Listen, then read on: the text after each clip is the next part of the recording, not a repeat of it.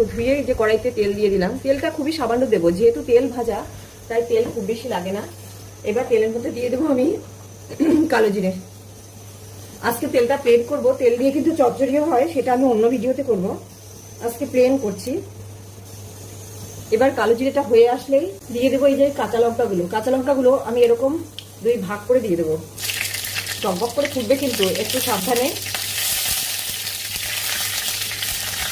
এই যে এইবার এর মধ্যে এই তেলটা দিয়ে দেবো।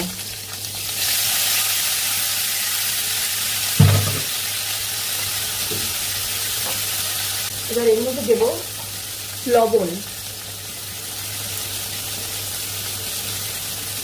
আর একটু হলুদ।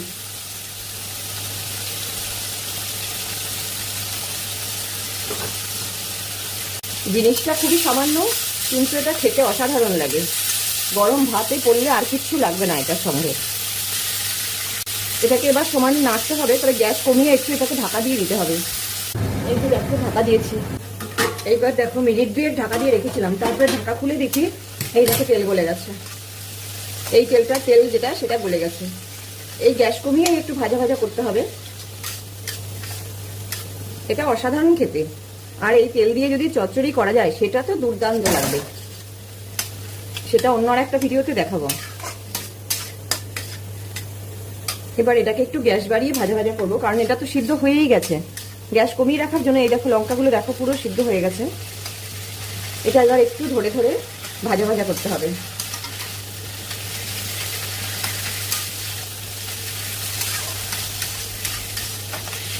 গরম ভাতে যদি মাছের তেল ভাজা থাকে আর কিচ্ছু লাগবে না। এই অবস্থায় একটু সাবধানে করতে হবে, এগুলো ফুটতে পারে টকবক করে, তখন একটু ঢাকা দিয়ে নিজেকে বাঁচিয়ে করতে হবে। কিন্তু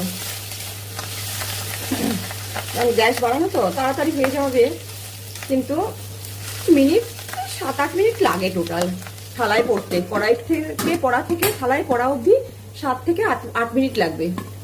এই যে দেখো এটা হয়ে গেছে, এটা পুরো নামিয়ে নিচ্ছি।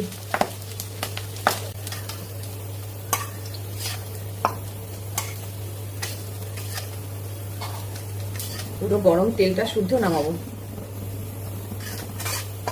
এই যে তেলটা থাকবে, তেল লঙ্কা সব শুদ্ধ।